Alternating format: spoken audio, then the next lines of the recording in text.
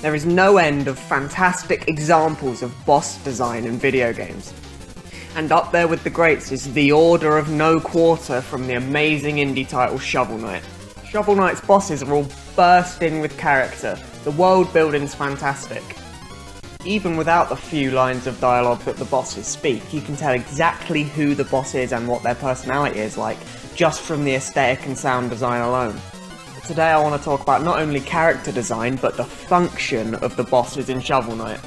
Shovel Knight's boss fights are challenging, but they're not cheap. There's plenty of games that will create artificial difficulty by just making the boss squash you in one hit. Shovel Knight's very careful to avoid any of these cheap tactics. The fights use two very common boss fight design tropes to their advantage. They use telegraphing and patterns. Telegraphing is what a boss does right before they do an attack. The little animation that tells the player that the boss is about to throw a punch. Every single attack that every single boss in the entire game does is telegraphed somehow. Extending the length of a telegraph animation will make the move easier to dodge, and shortening it will make it harder to dodge. Patterns is a lot more self-explanatory. Plague Knight throws bombs like this. Propeller Knight dashes like this. Mole Knight does this stupid move, you get the idea. Pattern refers to the pattern that the boss's attacks move in. Certain patterns will be naturally harder to dodge than others. Projectiles that move in more frantic patterns will be much harder to dodge than ones that travel in a straight line. Instead of just making the boss one-shot you Dark Souls style, the boss will be faster than previous bosses, their attacks will have shorter telegraph animations, and the patterns that the attacks travel in will be much harder to dodge.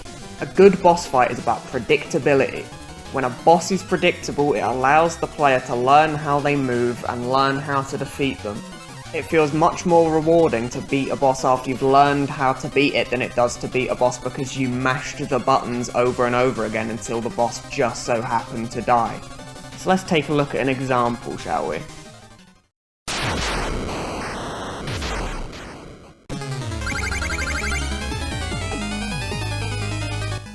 Spectre Knight's not the most complex boss, but that's exactly why I chose to talk about him first.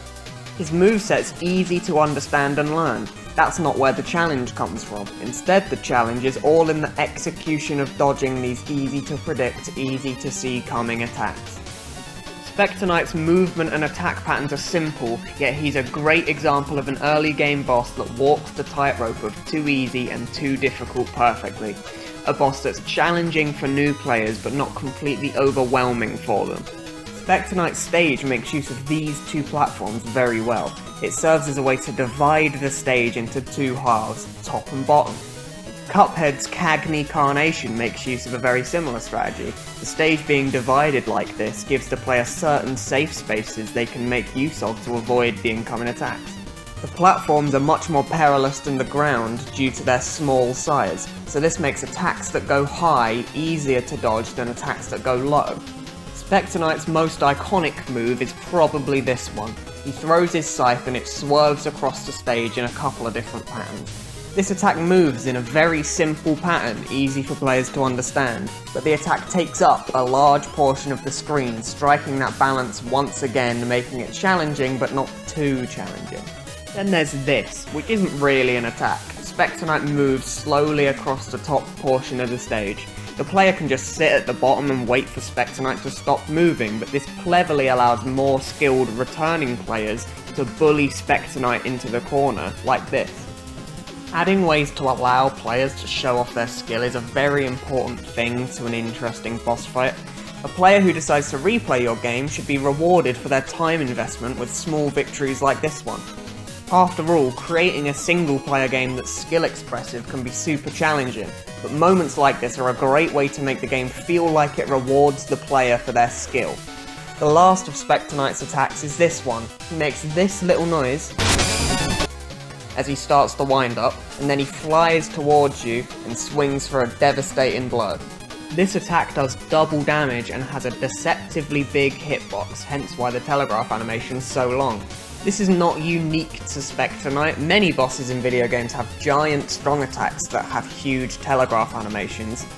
Sorry to mention Dark Souls again, but Dark Souls is famous for this kind of attack. Pretty much every boss in the game has something like it. Spectre Knight only has these 3 moves. The only other additions to his fight is when he spawns 3 little goons to obscure the stage to make dodging his attacks harder, and when he gets low on health he'll turn out the lights, making it hard to tell where you are or where the platforms are. Spectre Knight's fights right at the beginning of the game. He's either the first or second boss in the order of no quarter, depending on which stage you choose to tackle first. This means his kit needs to be simple enough for him to be an early boss, but also challenging enough for him to be a believable main boss in the franchise. So now with everything we've learned, let's take a deep look at another boss.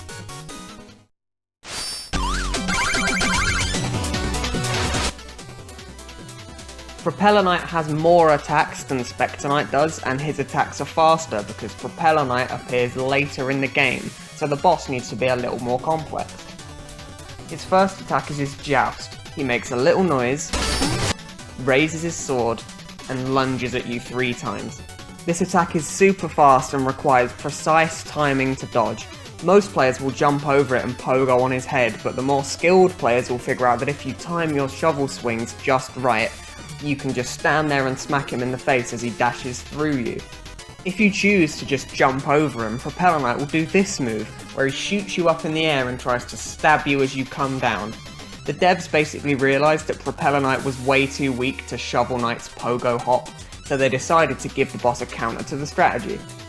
Without it, you could literally just sit on Propeller Knight's head until he dies. Bosses need weaknesses, but if they're too weak, they don't feel very threatening. At a certain health threshold, Propeller Knight will fly into the sky and begin either dropping cannonballs or bombs. The cannonballs will create 2 death pits in the middle of the stage, separating the fighting arena into 3 different safe areas, similar to how Spectre Knight's arena is divided up. This is yet another way for skilled players to show off their moves. Most players will just wait down on the ground and throw anchors up at Propeller Knight, but for the more skilled players, you can chase Propeller Knight up into the sky with a well-timed shovel bounce, dealing massive damage while Propeller Knight can't stop you. Once again, the cannonballs or bombs falling from the sky are just a way to make Propeller Knight's own attacks more difficult to dodge. A boss fight is not only the boss's own moves, but also the arena you fight him in and the hazards inside. Propeller Knight also does this, pushing you across the stage. Most of the time it's nothing more than a minor inconvenience, but when cannonballs have created 2 huge holes in the centre of the stage, this move can instantly kill you. Propeller Knight, just like Spectre Knight, has quite a big emphasis on stage control. He covers huge sections of the screen with cannonballs and bombs, and he pushes you around from one side of the stage to the other, making it significantly harder to dodge the attacks he does throw at you. The key to these boss fights is simplicity. Nothing crazy happens, there aren't a million projectiles flying all over the screen, there isn't anything unpredictable. It's instantly readable. Its challenge comes not from any overpowered attacks, but merely from the speed of the attack and the complexity of the attack patterns. Shovel Knight's boss fights are a fantastic lesson for other game devs. Simplicity is the key. If the player can understand what the boss is doing immediately, there will be significantly fewer frustrating moments where the player feels cheated and the game feels cheap. Making a complicated boss is fine, but sacrificing readability for complexity is a terrible idea. Telegraphing animations need to be obvious even if they're short, and attacks need to follow the same pattern every single time. Thanks for watching.